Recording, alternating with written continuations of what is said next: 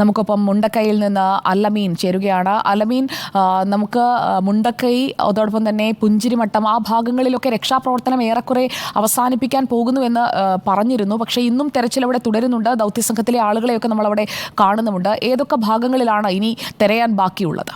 സുജ, പല മേഖലയിലും പരിശോധന ഇപ്പോഴും തുടരുകയാണ്. കഴിഞ്ഞ ദിവസങ്ങളൊക്കെ JCB ഒക്കെ ഉപയോഗിച്ച് പരിശോധിച്ചെങ്കിലും രക്ഷാപ്രവർത്തകർ എല്ലായിടത്തുമുണ്ട്. സുജയും ഈ തുടക്കത്തിൽ മറ്റൊരു വിഷയം കൂടി നമുക്കിപ്പോൾ ശ്രദ്ധയിൽപ്പെടുത്തേണ്ടത്, കാരണം സുജയെ തുടക്കത്തിൽ 3-4 ദിവസം ഉണ്ടായിരുന്നല്ലോ. നമുക്കറിയാം ഓരോ മേഖലകളിലും എത്ര ആളുകൾ പണിയെടുക്കുന്നുണ്ടെന്നും എത്ര പേർ ജോലി ചെയ്യുന്നുണ്ടെന്നും അവരുടെ ക്ഷീണവും പ്രതിസന്ധിയും ഇവിടുത്തെ ബുദ്ധിമുട്ടൊക്കെ നമ്മൾ കണ്ടതാണ്.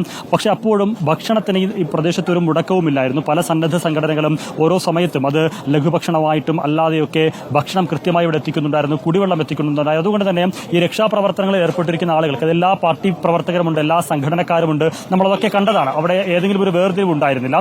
സന്നദ്ധ സംഘടനകളാണ് ഇത്തരത്തിൽ ഭക്ഷണമൊക്കെ എത്തിച്ചുകൊണ്ടിരുന്നത്. ഇന്നലെ വരെയും അതിന് ഒരു കുറവും ഉണ്ടായിരുന്നില്ല സുജ. പോലീസ് ഓഫീസേഴ്സ് ഉൾപ്പെടെ സൈനികർ ഉൾപ്പെടെ നമുക്കറിയാം ഈ സംവിധാനത്തിന്റെ ഭാഗമായി നിൽക്കുന്ന എല്ലാവരും, മാധ്യമപ്രവർത്തകർ ഉൾപ്പെടെ ഇത്തരത്തിലുള്ള ആളുകൾ നൽകിയിരുന്ന ഭക്ഷണമാണ് കഴിച്ചുകൊണ്ടിരുന്നത്. സുജയും ഞാനുമൊക്കെ ആ ഭക്ഷണം കഴിക്കുകയും ചെയ്തു.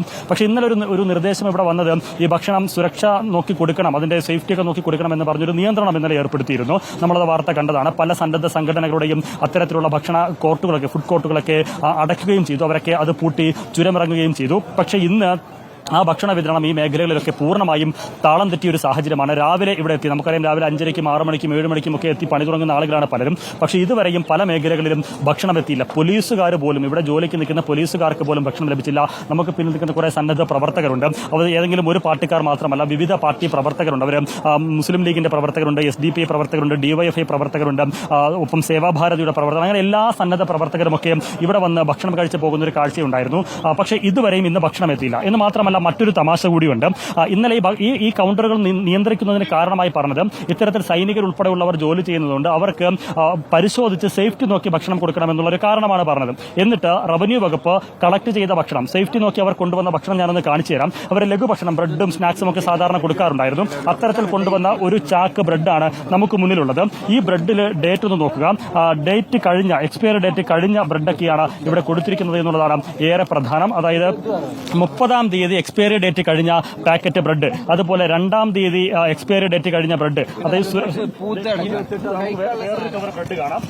ആ ബ്രെഡിൽ പൂപ്പലടിച്ച് കിടക്കുന്ന ഒരു ബ്രെഡ്, അത് ലഘുഭക്ഷണമാണ്. പലരും ഇത് പൊട്ടിച്ച് കഴിച്ചതിന് ശേഷമാണ് ഡേറ്റ് മാറി എന്നുള്ളത് മനസ്സിലാക്കുന്നത്. എന്ന് മാത്രമല്ല, ഈ ഭക്ഷണം ഡേറ്റ് കഴിഞ്ഞതിനപ്പുറത്തേക്ക് മറ്റ് ഭക്ഷണം, പ്രഭാത ഭക്ഷണം പോലും കഴിക്കാതെ നിൽക്കുന്ന ആളുകൾ പലരുമുണ്ട്. എന്താണ് ഇവിടുത്തെ സാഹചര്യം? നിങ്ങൾ ഫുഡ് കഴിച്ചോ? ഞങ്ങൾ ഇപ്പോൾ ഇവിടെ വൈറ്റ് ഗാർഡ്സ് ഉൾപ്പെടെ വിവിധ സന്നദ്ധ സംഘടനയിൽപ്പെട്ട ആളുകൾ ഭക്ഷണം കഴിക്കാൻ വേണ്ടി ഇവിടെ വന്നിട്ടുണ്ട്. അപ്പോൾ അവിടെ ഭക്ഷണം കഴിക്കാൻ വേണ്ടി വന്നപ്പോൾ അറിയിച്ചത് ഭക്ഷണം കഴിഞ്ഞു എന്നുള്ളതാണ്. അപ്പോൾ ഞങ്ങളൊക്കെ ഭക്ഷണം കഴിച്ചത് 3 പേര് കൂടി ഒരു ഭക്ഷണം കഴിക്കുന്ന ഒരു അവസ്ഥയാണ് നിലവിലുണ്ടായത്. ഒരുപാട് ആളുകൾക്ക് ഭക്ഷണം കിട്ടാത്ത അവസ്ഥ ഉണ്ടായിരുന്നു.